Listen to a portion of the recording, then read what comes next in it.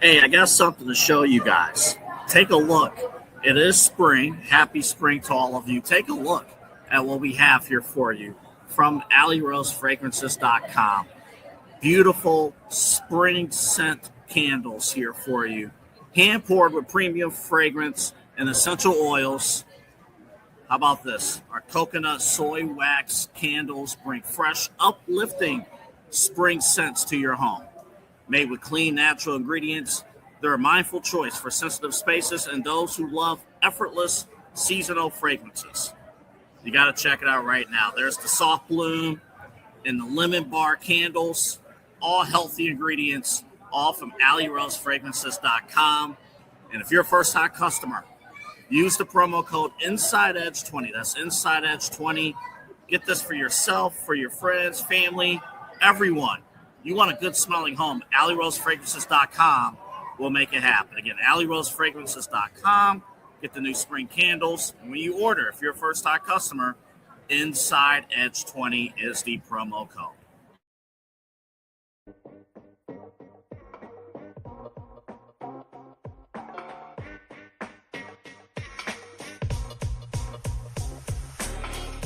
This is Midnight Run on the Inside Edge Network.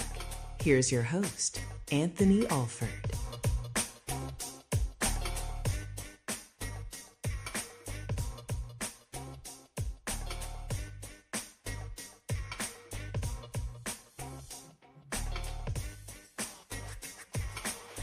I was going to say, Eli, you don't even have to text me. I just unmuted myself. Well, I think we're good and ready to go. Welcome to the show. Look at the smoke, man. Look at this is for coffee. This is for coffee. Oh, man. Happy Monday. Happy Tuesday night or Tuesday morning. Oh, my Lord. We're off and running. I am such out of sorts right now. We got to talk about March Madness, but my bracket is completely toast. I know you don't care. And quite honestly, I talked myself out of caring myself. But I work very hard as a program director to put fun things together. And when I see that my own bracket and my own competition, I didn't even check, but I'm pretty sure it's dead last.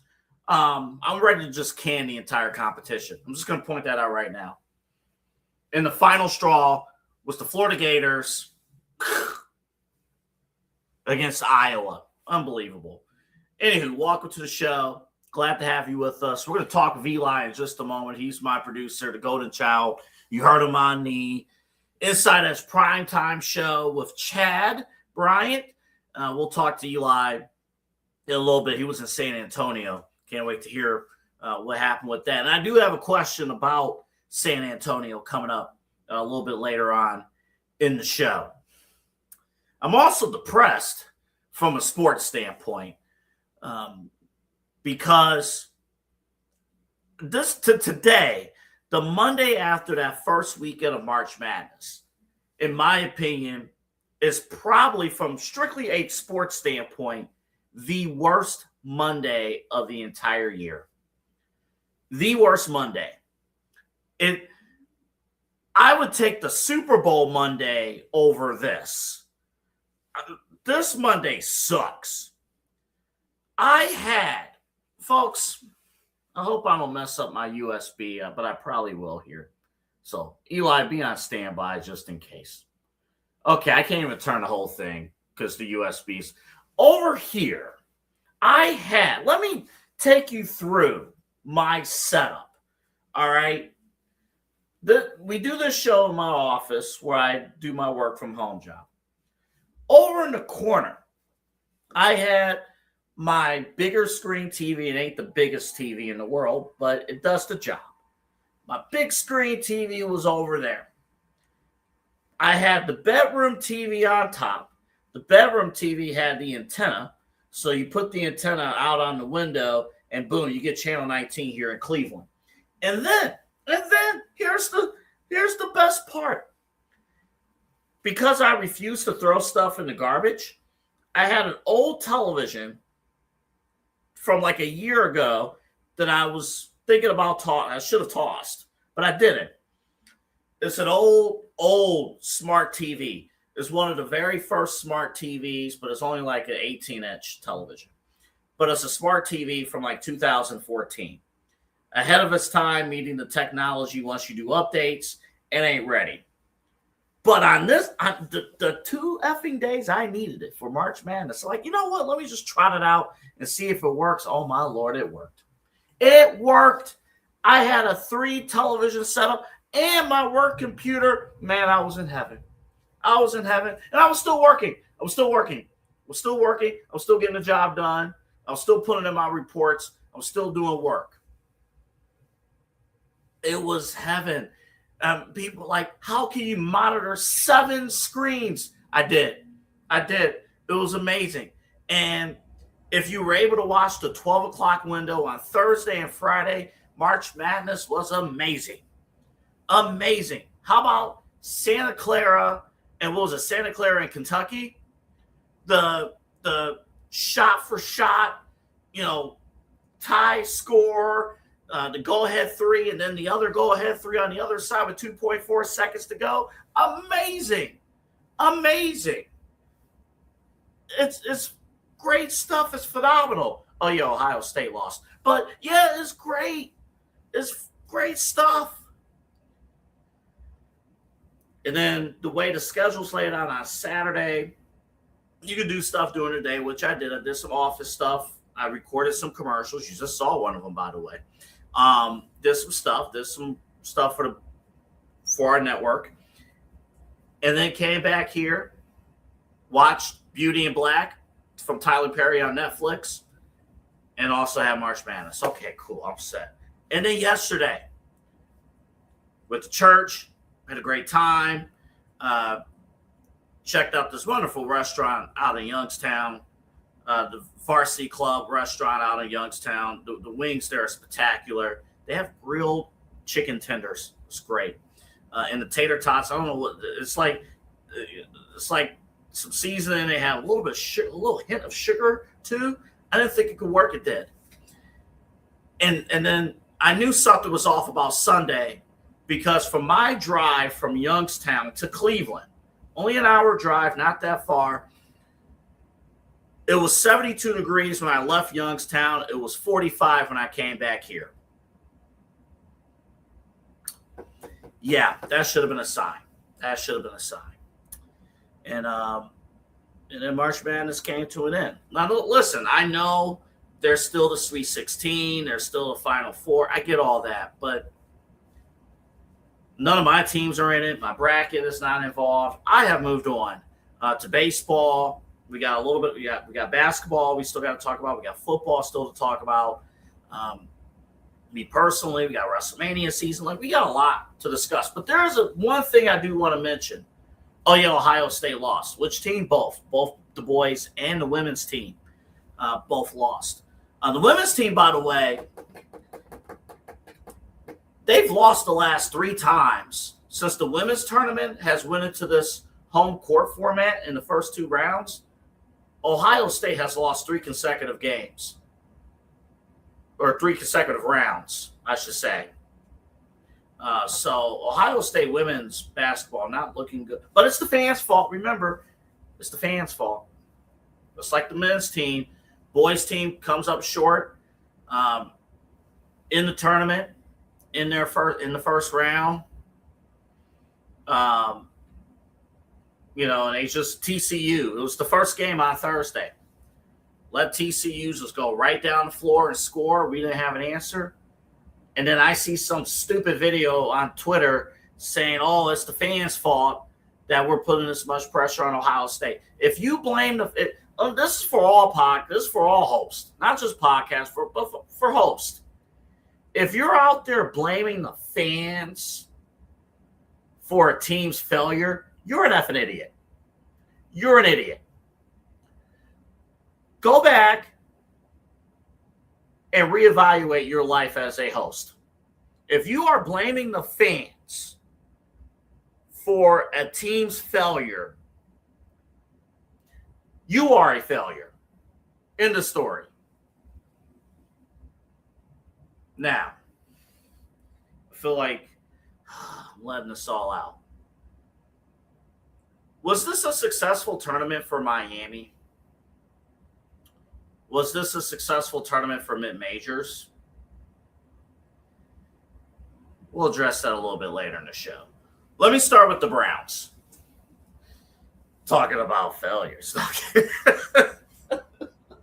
Let me start with the Cleveland Browns, because we are at a point where, because I call this from a fan standpoint, the real Black Monday, because we are removed from March Madness. The excitement of March Madness is basically gone. Opening day is almost here, but it's not here yet, although it will be here soon, Thursday. And by the way, Thursday, tune into the Inside Edge Network. Eli and Chad will get you ready for the Guardians and Seattle Mariners Thursday night, 9 o'clock start for prime time. The draft is almost here, but it's not here yet. And we're kind of in a place right now where you can easily overthink things. And somebody says something on television that could make you second guess everything that you thought of going into this draft. And because, again, we are a Cleveland-based network, I will approach this from a Cleveland standpoint, although I will also offer a bit of national perspective in a bit as well. Dan Orlovsky was on Get Up this morning on ESPN. And the consensus is that Fernando Mendoza, he is QB1. He's going to the Raiders. End of story, case closed. But then Dan Orlovsky went on the air with Greeny and the crew at ESPN Get Up and had this to say about Ty Simpson. Potentially, he's the QB1 of this class. Ty Simpson has been a fascinating person in this draft, going back to the middle part of the season where he seemed to be trending towards QB1. Yeah. And then the season went on, and there became no question that Fernando Mendoza is going to be the first quarterback taken in this draft. Certainly that is at least the conventional wisdom, and Ty Simpson could fall anywhere in the first round. You have looked at the tapes. What are you seeing? I think Ty Simpson is QB1. I think Ty Simpson is the best quarterback in this class. I think when you look at the body of work and what was asked of these two quarterbacks, you have to start with the question, who needed to do more to carry their football team to play well? Ty Simpson, and it's not close between those two quarterbacks. Who took more games over throughout the course of the season?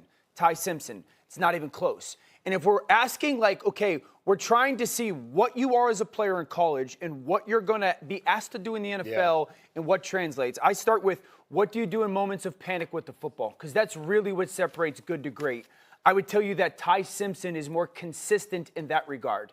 There's not a ton of moments of panic out of Fernando Mendoza. And then there's moments when he immediately drops his eyes and becomes a runner. Ty Simpson more consistent in that. What guy was asked to do more NFL throws? When I say NFL throws, I'm talking 15, 20, 25-yard in routes, crossing routes, deep corner or sail routes. Yeah. Ty Simpson, and it's not even close in that regard. Downfield throws, the posts and the goes, I think they're close. Mendoza throws a lot of go routes, and he's good at it, but I think they're close. RPO, get it out, that's probably what Mendoza's offense was. Right. And then I think throwing on the move, they're both relatively equal. So when it comes to moments of panic and big throws, real NFL throws, I think it's clearly Ty Simpson. So it is, I mean, to be clear, this will get a lot of attention that you feel this way because you are, at this point, I think one of the people whose opinions on this stuff matter the most. And everyone has their opinion, and this is certainly going to be an unconventional one. But you're comfortable saying if you had the choice between the two of them, you would take Ty right now. I would much rather have Ty, and I like Fernando Mendoza. This is not to slight Mendoza. Yeah. I would rather have Ty Simpson at the 15 to 20 range than Fernando Mendoza at 1. Again, Dan Orlovsky, courtesy of ESPN, and kudos to Greeny. That's a pro teammate move right there. Nobody can speak on this more than you on this subject. That's a pro right there to stamp that level of credibility on a Dan Orlovsky. So good on Greeny.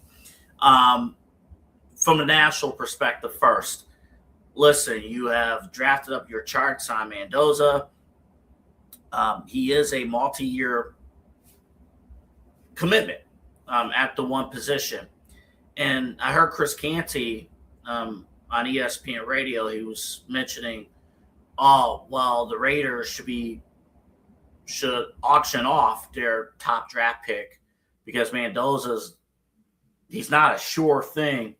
I think Mendoza's a sure thing. I think we're at a point right now where it would probably be in everyone's best interest if the NFL draft was tomorrow. We could just get on with it. Look, I'm not going to sit here and act like I've watched every single film breakdown between Mendoza and Ty Simpson. We do have a show that does that here on the network, the Commissioner's Podcast, Commissioner's Couch Podcast, which you can see on Thursdays.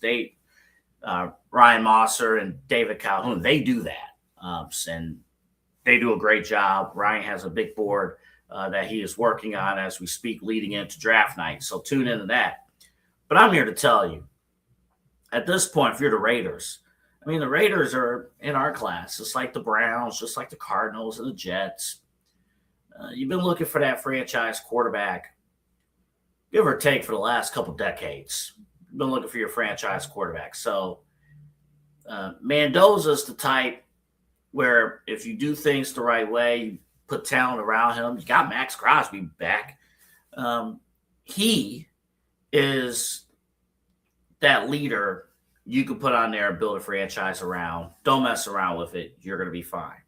Now, the point that Orlovsky made, I would feel more comfortable taking Ty Simpson late in the draft than Mendoza early in the draft at number 1. Then it gets interesting, and this is where the Browns come into play. I have been steadfast, and I still believe that Shedeur Sanders is the guy. If you build talent around him, I'm not changing away from that opinion. I am not straying away from it. I get it. There have been several ups and downs, but we've seen what happens when you get you get targets around him. Harold Fannin, who's just a tight, I don't want to say just a tight end, but a rookie tight end, proved that if you have talent around the quarterback, he could deliver the football. So I really believe if you have a draft where you have 6 and 24, if you are drafting a quarterback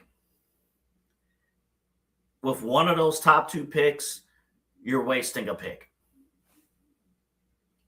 You're wasting a pick. I do not think Ty Simpson in round 1 is somebody you go after.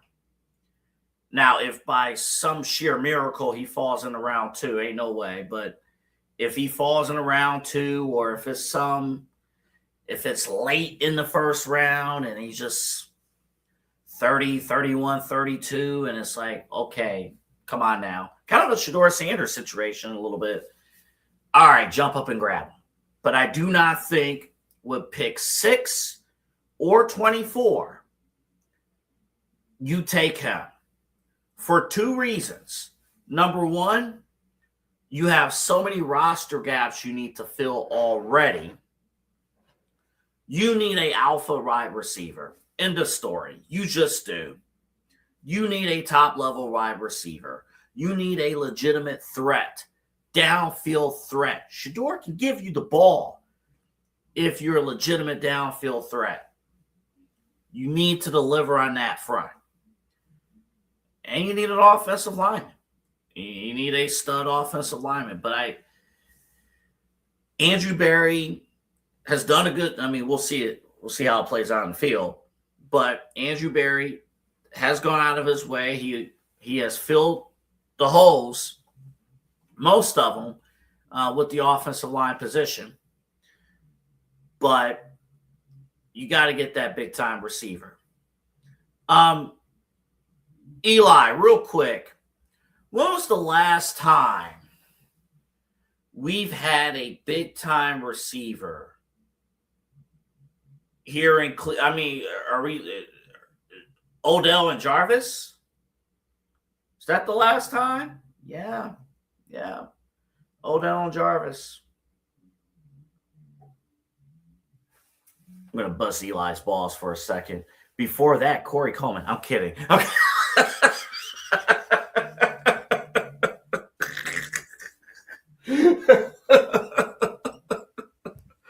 Oh, man. I still have tape of our 2016 draft coverage from the other network. I still have tape. I can still cut up Eli's reaction to Corey Coleman's draft pick. You will be amazed. I might play it on this show at some point. You will be amazed. I don't even think Eli has heard this clip in 10 years. I think you'll be amazed. I still have this in one of these drives back here. Listen. I said it was two reasons. The second reason, you have a year to figure out if Shedeur Sanders or Deshaun Watson is the guy. You have a year. If you're truly desperate for a quarterback and it doesn't work in 2026, look at what's coming to you in 2027. 2027, no matter if you're picking first, second, fifth, 10th, or 20th, there's a quarterback there for you in the 2027 draft. You will be amazed at what you can find. 6 and 24, stay the course. Do not let Dan Orlovsky change your mind about what to do. By the way, they're represented by the same agency, Ty Simpson and Dan Orlovsky. Then forget about that. Don't let them sway you. All right. That's good stuff there. That is good stuff. Let's talk about Mosser's moments photography. Let's talk about moments where you're about to walk down the aisle, about to get married, you're about to start a new life, and our buddy, our friend, our co-host from the Inside Edge Network, Ryan Mosser, and his wife, Holly, what if we told you that they run their own photography business? They do. And they can cover your weddings. They can cover your special moments. Mosser's Moments Photography. They have you completely covered. In fact, you can go to their website. In fact, you can find all their stuff on the QR code at the top corner of the screen. And when you talk about grabbing those critical moments, the moments that tell a story, wedding ceremony is not just walking down the aisle and you say I do and that's that. If it was, I think every guy would be happy. But it's not just that. It's about capturing those moments. It's about capturing the moments, whether or not it's, with your best man, with, bride, all that stuff, your family, getting all those top moments. Mosser's Moments Photography, Ryan Mosser and Holly, they will capture that for you. Go to the QR code and you'll see more details on what they can do, and they can schedule services for you. They are locally based here in Northeast Ohio. It is wedding season. You want to lock that down. Not just this year, folks. And I can tell you from experience, wedding planning goes all the way. It's not just this year, but you're planning for next year as well. So you want to get all that stuff lined up. This is the peak time for wedding season. Let the Inside Edge Network's own Ryan Mosser, let him take care of you. He will. Him and his wife, they're going to take care of you here. And you go to that QR code and check out what they can do for you. All right, we'll take a quick break, come back. We have so much more to get to here on Midnight Run. We will react to Miami of Ohio and March Madness and kind of, the story of this March Madness was the mid-majors. Were they successful or not? We'll talk a little bit about that. Also, the Cavaliers, is it finals or bust for you? Is it finals or bust? I think that's a critical question because that will determine your entire outlook of the season as we head down to the final, I believe, 11 games left in the Cavaliers regular season. So we'll talk a little bit about that. And we'll bring in Eli. He was in San Antonio performing. But I do have a question about San Antonio in terms of sports expansion among other cities. So we'll talk to Eli about that coming up in just a bit. Thank you for tuning in. This is Midnight Run. I'm Anthony Alford, here with you until 1 right here on the Inside Edge Network. Back in a moment.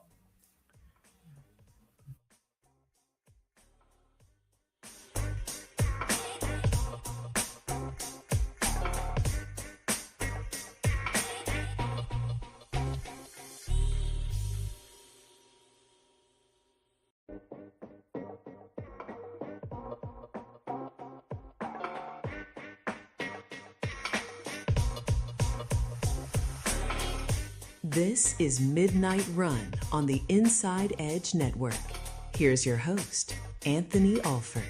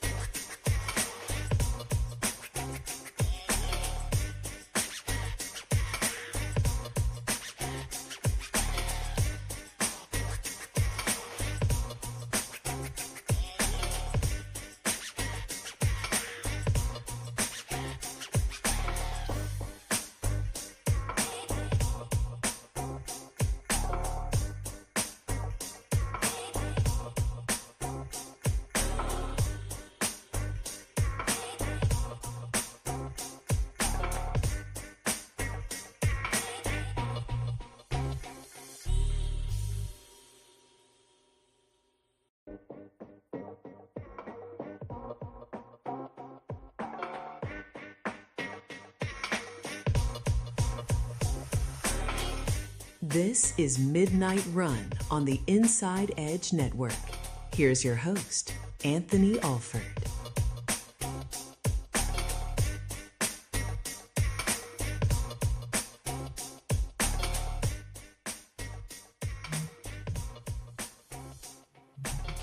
You know, I was just thinking about the 2016 Cavs team, and it's, oh my goodness, it's 10 years. 10 years ago. 10 years ago, we were getting ready for the 2016 NBA playoffs, and the Cavaliers had just transitioned from, oh my goodness, I can't think of the old coach, to Ty Lue. And we went on to that run. David Blatt, wow. I erased his name from my mind. David Blatt deserves more respect than I just gave. I literally forgot his name. I'm like, oh my goodness. Crazy, crazy, crazy. But hey, listen, hopefully 10 years from now, we're going to be talking about a 2026 NBA championship. And 10 years from now, maybe we're going to want a signed jersey. Maybe a signed Donovan Mitchell jersey, an official Donovan Mitchell jersey, or an official James Harden jersey. But at least right now, you can get a 2016 championship Cavs jersey or whatever you're thinking of as far as classic official merch from sportsmemorabilia.com. And let me tell you, when you go to the QR code and you click on our link and you go right there, all official stuff that you can get from that website, all classic stuff, all authentic, all that as well. And they'll get you all taken care of. If you want that framed jersey hanging on your wall, that is worth so much. I was just thinking, I'm in a baseball mood. I was thinking about, perhaps that signed baseball as we get into opening day. Or I think of guys of the 90s. I think of the guys of the 2000s. I think of Barry Bonds. Barry Bonds has been on my mind a lot lately. I don't know why, but Barry Bonds has been on my mind a ton.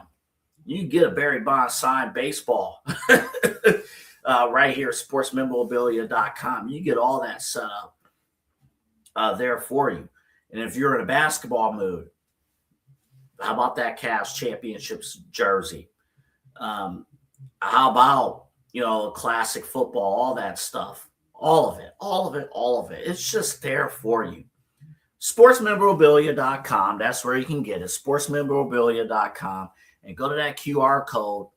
You're going to see some great deals all set up there, ready for you across the entire spectrum of sports. Did I mention, by the way, we're getting close to the Masters? Thinking of Tiger Woods, something there. They might have you all hooked up and ready to go. Cavaliers, is this finals or bust? Do they have to make the finals, or is this a failure of a season? Absolutely. No doubt in my mind. And if you talk to anybody nationally, anybody outside of Cleveland, the number one question about the playoffs, going into the playoffs, one of the top assumptions, I wouldn't even call it a top storyline. I think that, because I'll say this, I think some of the top storylines, Boston Celtics are at full strength. How deep can they go to the final, through the playoffs? Can the Knicks finally overtake the Celtics? Can the Pistons make a run? Can the Pistons hold on to the 1 seed and finally make that run? And that's just the Eastern Conference. Can Orlando sneak up on a team, Cleveland? And then you go to the Western Conference. Contrary to what Charles Barkley wants to talk about, are the Lakers a contender? Can OKC, are they going to be healthy enough to run it back? Denver's always a threat. Can Wemby and the San Antonio Spurs go the distance? From a national standpoint, I am extremely excited about the NBA playoffs. And look, listen, I know the NBA as a whole is like, oh, it's doom and gloom. How's Adam Silver running things? I think that's separate from the level of competition that you're seeing with the NBA playoffs. I think there's a ton of storylines. There's also, going into the playoffs, there's also an odd assumption that I'm not liking. But the team, until proven otherwise, has earned this assumption. The national media doesn't believe the Cavaliers can go deep in this playoffs. They just don't. It's the reputation. It's the lack of toughness, especially matchups against bigger teams from a physical standpoint. Can James Harden actually pull it together in the playoffs? I know Eli's had some questions about James Harden, and people nationally have had questions. Can Donovan Mitchell, can his body hold up going into the playoffs and go the distance? And then there's also the Evan Mobley question, which we have had for 5 freaking years. Can Evan Mobley finally become the unicorn that we've asked him to be? I'm going to say the answer is no. I'm going to say that's not happening. It's just not. The Evan Mobley part. I think the other parts could very well happen. The Evan Mobley part. Evan Mobley is going to be a fine player. He's a all defense first team. Mobley. Now here's the thing. Mobley does QB the defense. You do have that, and that part is important. I mean, listen, Kevin Love, we talked about 2016. Kevin Love was defensive MVP essentially in the final moments of Game 7 of the finals in 2016. So that stuff does matter. But with that being said, you don't make this move for James Harden if this was not an NBA Finals or bust type of situation. And no, to get to the point, no, I will not be happy if the Cavaliers do not make the finals. Quite honestly, to be blunt, I will not be happy if the Cavs don't win the title. I'll just be selfish and blunt because I've earned the right to be as a fan. I will not be happy if the Cavaliers do not win the championship. I will be pissed if they don't make the finals. Now, if the Cavs go to the finals and you run into OKC, you run into Denver, you run into San Antonio, there's a lot of elite competition for the Western Conference, and they don't win. Selfishly, I'll be a little bit upset, disappointed, but I'll understand. Those are some buzzsaws over there in the Western Conference with those teams. But here in the East, you've had 4 or 5 opportunities now to get to the Eastern Conference Finals and to win the East. You've had multiple opportunities, and I'll be damned if Detroit passes us. I'll be damned if we can't get over the hump against Boston and make a competitive series out of them. And I'll be damned if we can't get past the Knicks finally in the playoffs. Like, the time has arrived. You don't make that move for James Harden just to settle for round 2 of the playoffs. Hell no. No. Absolutely not. You get to the finals, or I want asses out. Pause. You get my point. You get my point. Wording is 12:39. Wording, words matter. I think the Cavs have to get to the finals. And with 11 games to go here in the regular season, you need to figure it out. The key to all this, too, is going to be Jared Allen. Hopefully he's going to be healthy enough to go through with this playoff run. I saw some things from Jared Allen back in, post All-Star break where I'm like, whoa. Offensively, with James Harden here, what he did do was unlock Jared Allen. And I'm like, whoa, that is a difference maker. That Jared Allen, I don't care. Nobody, at least in the Eastern Conference, can defend Jared Allen from that standpoint. I mean, we're doing main events here on the Inside Edge Network, and it's just like, I know we're knee deep in the football, but we would look like 40 points, Jared Allen. Well, it's like this is crazy. But we're seeing it across the NBA. I mean, you hear in national discussions like, the Los Angeles Lakers, LeBron, Luka, and Austin Reeves, they can't play.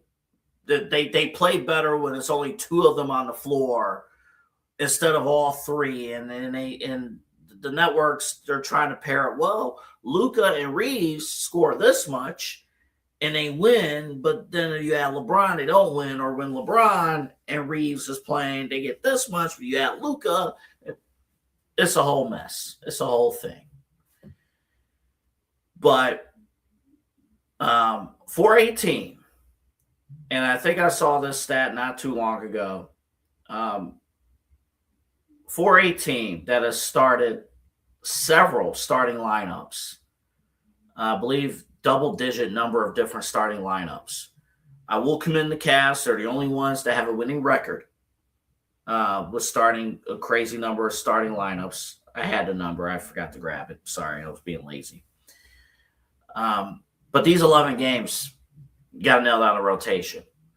Kenny Atkinson did mention that the chances of having a 10-person rotation probably is not going to happen in the playoffs. You're probably looking at 9. I would even think 8.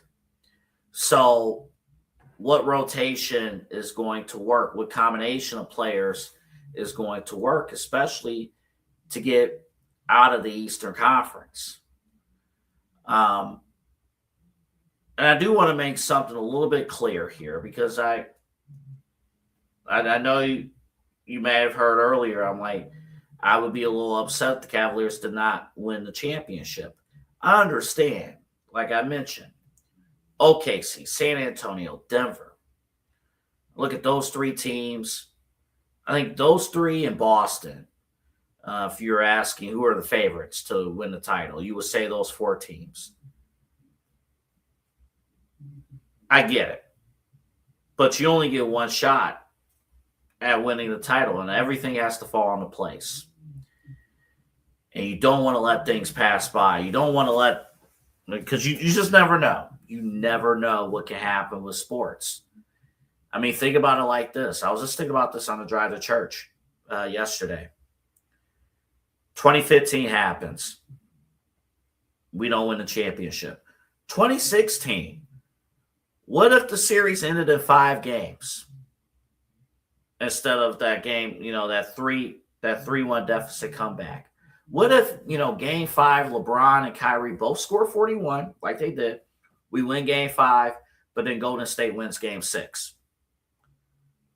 Or what if we came through in game 6, but then when it was 89-89 for like an eternity, what if Golden State actually went on a hot run and they won the title?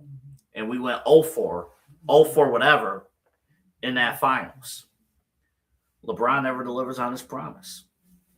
I know it's a lot of what ifs, but when you get those opportunities, you got one shot. You got to make it count. You just do. All right. You know who made it count?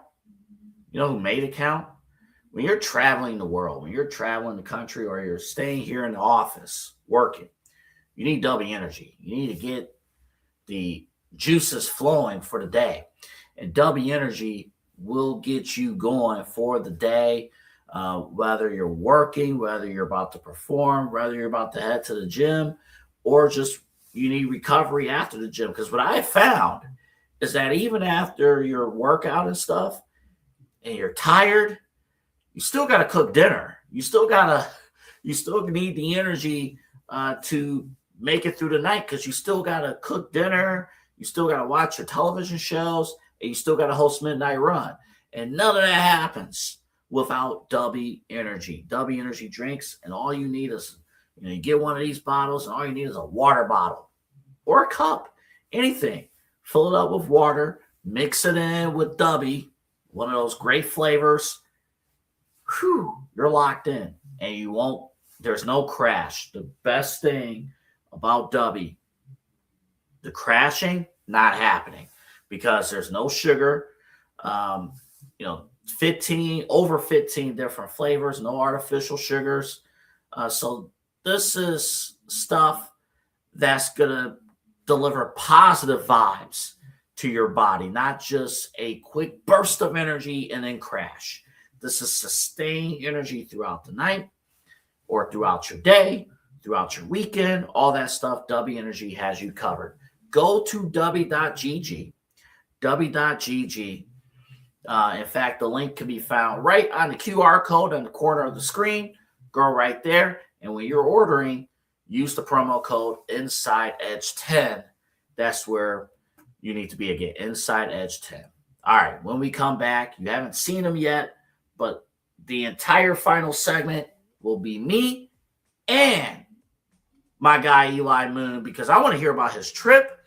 I want to hear about San Antonio. I want to hear about it all because I have an idea in mind as far as expansion with teams. I think San Antonio could be one of those cities that is a growing town that should have another sports team alongside the San Antonio Spurs. So when we come back from break, it is all me and Eli on the screen with you and all of you right here on Midnight Run.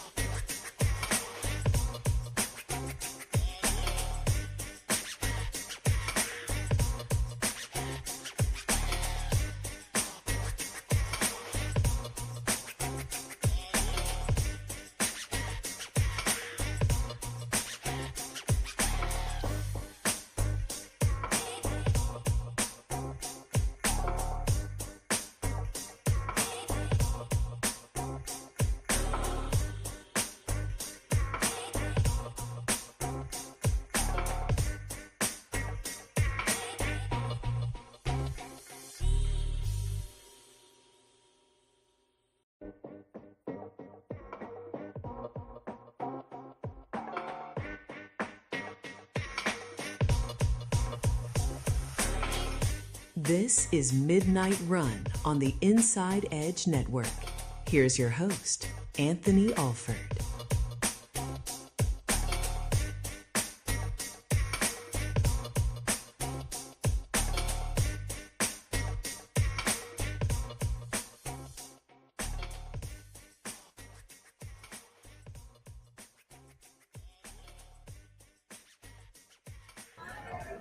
The Inside Edge Network is brought to you by Fanatics. Fanatics isn't just our name, it's who we are. Loyal, passionate fans, dedicated to our favorite teams and athletes, to the sports we love. That's why we're honored to be able to offer fans the world's largest collection of official sports apparel and sports jerseys from all the leagues, teams, and players you love. We're talking NFL, Major League Baseball, NBA, National Hockey League, the NCAA. I'm a wrestling guy as well. We got WWE apparel available too. It allows us to serve fans of football, baseball, hockey, basketball, lacrosse, soccer, golf, and everything else that gets your heart pumping. Go to fanatics.com by using the QR code on your screen right now to celebrate your teams.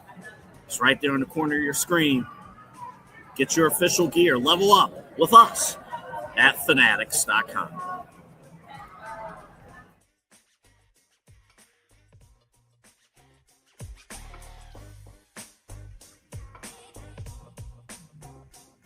That's right, folks. That was Fanatics. And, man, just a great partnership there. Get the QR code. Go ahead, check them out. Official network sponsor. Everything here on the Inside Edge Network, a network sponsor, including Fanatics. Also want to give a quick plug to BA Sweeties. BA Sweeties, as we are approaching Easter, it is their Super Bowl. As it's hard to believe, but we are a couple weekends away. Good Friday, Easter, that means family gatherings. That means you got to load up your house with the peeps. No, they got peeps. BA Sweeties. They got different types of peeps. You can definitely check out. Also, classic treats, unique treats, popcorn, different flavors of popcorn, different candies. It's loaded with candies. Sour items, sweet items, jelly beans, a ton of stuff that you can get at BA Sweeties. It is the largest candy store in North America, over 75 years of business. And remember, when you go to BA Sweeties and you're gathering your stuff, you go to the checkout.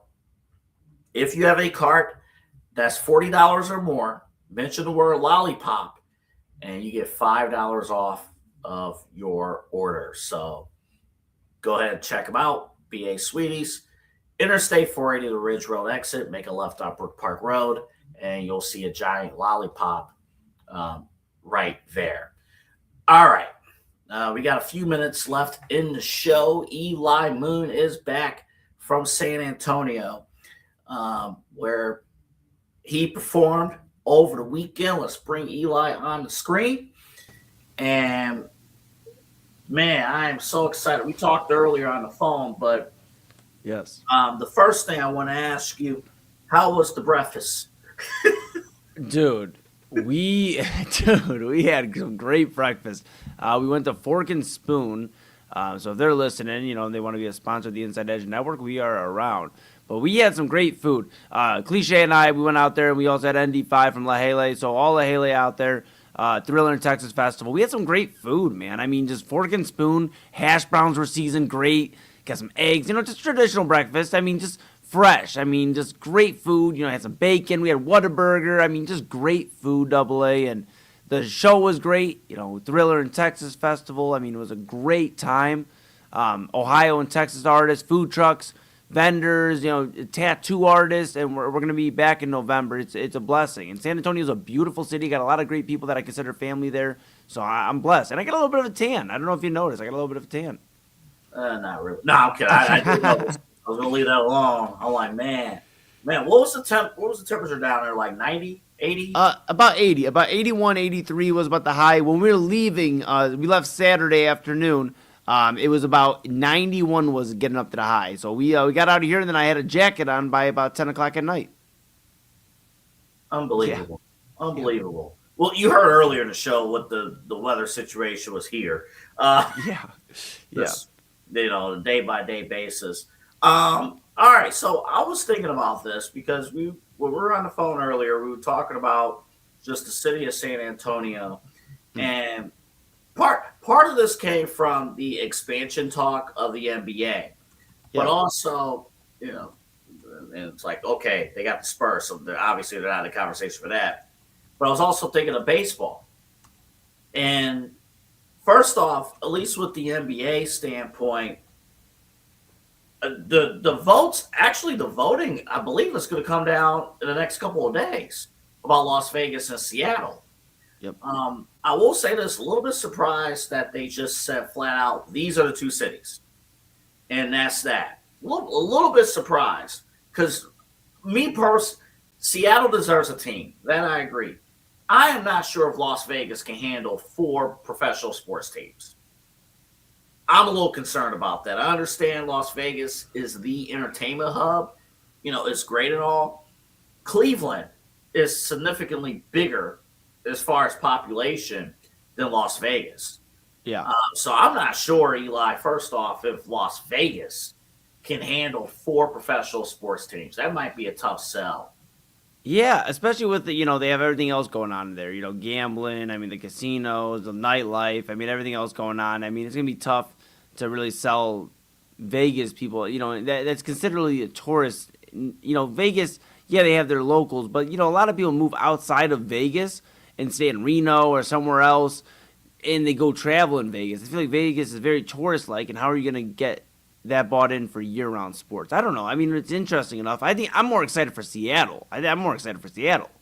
Yeah, and I know Stephen A. made a case like, oh, what about, Nashville? But I do want to bring up, a city like Nashville and San Antonio, perhaps for a potential baseball expansion. I told you over the phone, I saw reports, I think Tracy Wolfson and others mentioned Greenville, South Carolina as they hosted the NCAA tournament, one of the sites for the opening weekend.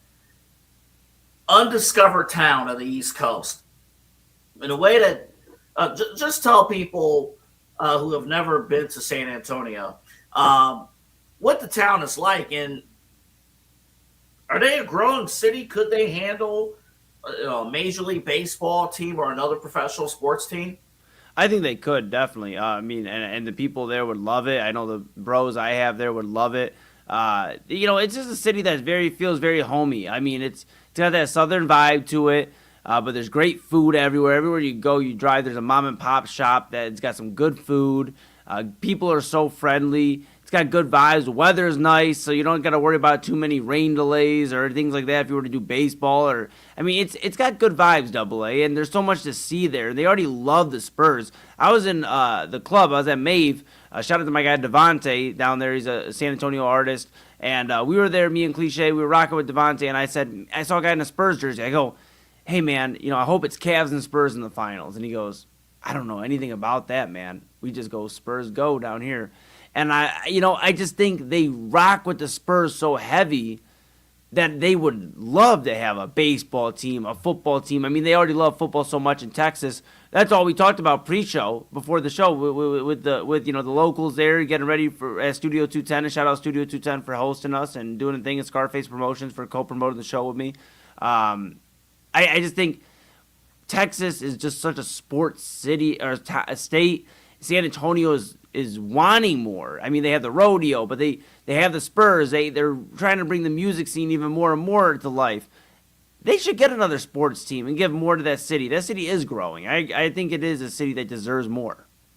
Now, the thing that caught my ear, though, in our earlier conversation, towns like San Antonio, like, is there beef with, like, other Texas, like Dallas and Houston and even Austin? Like, is there, like, beef with, like, other major Texas towns and saying, hey, we're not going to give this to San Antonio and give away our power to this town? I think San Antonio is just a city that's starving for more. I think that's the biggest thing is I don't know if there's beef, but it's just a matter of, you see it with music, and I talked to a lot of artists that they said the hip hop and rap scene, they're trying to create that stronger in music. And I think in sports, you see Dallas has the Cowboys, they have the Mavericks, they have these teams. You look at Houston, they got the Astros, they got the Texans. You look at all these teams, and then you look at San Antonio, you get the Spurs. And it's like, don't get me wrong, the Spurs are great, and they're a national, an NBA champion, multiple time NBA champion, but they want more, and it feels like San Antonio's overlooked a lot of times. And it's such a beautiful city. There's a lot of great people there. I think they deserve, I keep reiterating, but they deserve more. And I think it's like when you look at, Dallas has so much going on. Houston's got so much going on. All these, Austin's a college town. It has the Longhorns there, and they're the heart of the Texas Longhorns. But they're also a very growing city in terms of, like, Papa Moon calls them the new LA. And it's like, it's because they got a buzz to them. And I think San Antonio does have that nature already to it. It just needs a little bit more to do in the city, because they have the car shows, they have the different vibes, the clubs, the Spurs, music, but they're looking for more. And I think San Antonio is a city that, we talk about these cities like Vegas, it already has a lot going on. San Antonio has the people and the culture and the vibes. They just need more things to go out and show what that culture and the vibes are.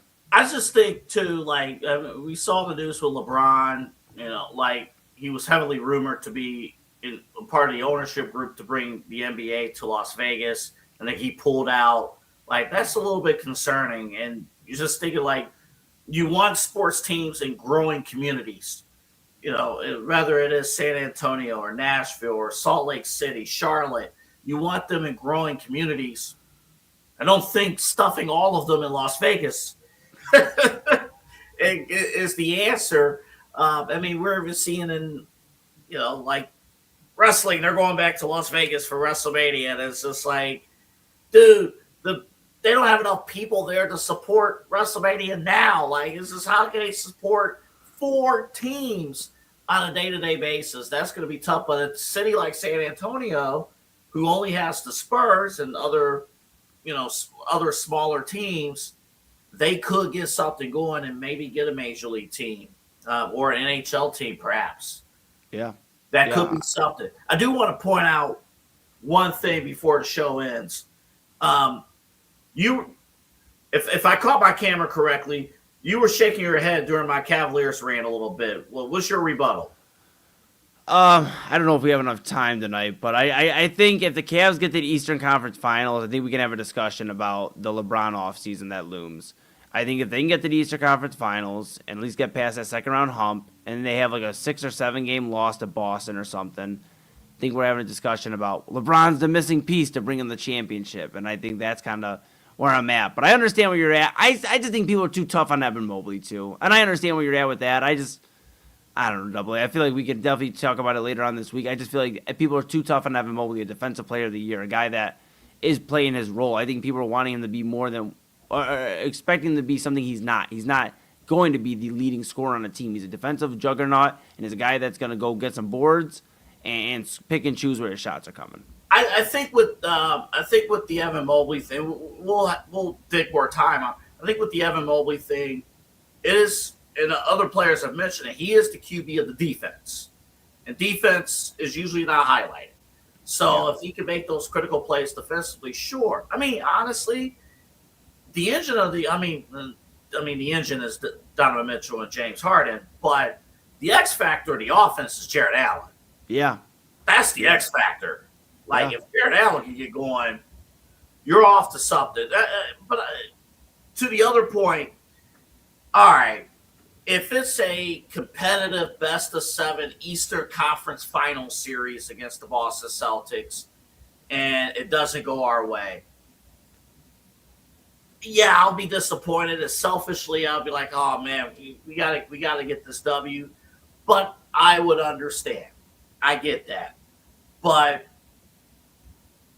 ain't no effing way Detroit should knock you out. If Detroit knocks you out, if the Knicks knock you out, even if the Knicks are perceived the better team, and Detroit too, if they're both the better team and they knock you out, Dan Gilbert and fans will not be happy about that. And Donovan Mitchell, I don't think, will be happy about that. Especially with J.B. Bickerstaff being the coach of the Detroit Pistons. Yeah, because at that point, you're out of excuses. Yeah. You are completely out of excuses, and that would be a problem. My last thought, it just popped in my head. Yeah. It's been in my mind for a little while. This offseason, a lot of teams, us included, is going to want Giannis if things align, correct? Yes. Yeah, 1,000%. What's his injury history like? He's hurt a lot. I know the Bucks are probably going to shut things down, perhaps, because of where they are in the standings. I'm very concerned about, he's a bigger guy. I'm very concerned about his health, physical health, going into the future. Is that an investment that a team like the Cavaliers want to make?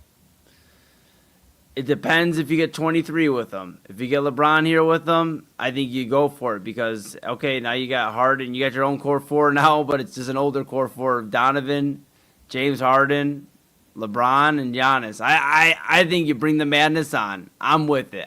You make the investment. This guy's a multi-time MVP, a finals MVP. This guy is an NBA champion. You bring him in. You said with LeBron. I'm not sold on bringing him here by himself. I don't know. I'm not shutting it down. The injury thing is really, really concerning to me. It's just something I got to think more about. I get very worried about bigger guys when they're hurt because it is lingering. I don't want Giannis to turn into Kawhi Leonard. Now, in order for him to turn into a Kawhi Leonard, he has to have a very valuable side piece or side hustle, well, maybe that too. Side hustle that ownership is locked in on. So maybe if we bring on Giannis, he could work for Rocket Mortgage. They could open up something called Rocket Plumbing, and that could be his main gig while he recovers. Okay, we're out of time. We're done. Eli, I'm glad you had a great time. Again, one more time, how can people find your album? Yes, they're going to go ahead and go at the man they call the moon. Oh, my goodness. At the man they call Moon on Instagram. And they can go ahead and go to the link in my bio and grab the album. Golden Child available for purchase, $10. You download the songs. You can save them. You don't have to keep buying it or paying monthly. You just get it once. You have it. It's available. Got merch available too. And, of course, support La Haley, the movement. Support Inside Edge Network. We're fusing everything together. Got some really exciting plans coming up here real soon. Eli's back in town. Rob will be back in town, maybe for main event on Sunday. That's the one. Yeah, I got some pictures already. That's the one. He's coming from Disney World. Holy. I can't wait. I can't wait. Meanwhile, my vacation was at the village of Shaker Heights. We're done. Eli needs to go to bed because I don't think he's slept since Thursday. And I'm going to bed because I have neighbors. All right. For all of us here, thank you again for tuning in to Midnight Run. We're here with you every Monday, Tuesday, and Wednesday night at midnight. None of this is possible without any of you. Remember, the QR code has our website, InsideEdgeNetwork.com. We have programming 7 days a week on the Inside Edge Network. And you can follow us on our socials at Inside Edge Net. For Eli, for our entire crew, for everybody, Double A Anthony Alford signing off. Have a great night. And I'll see you later on tonight at midnight for a Midnight Run right here on the Inside Edge Network. Now go to bed. I got work in the morning.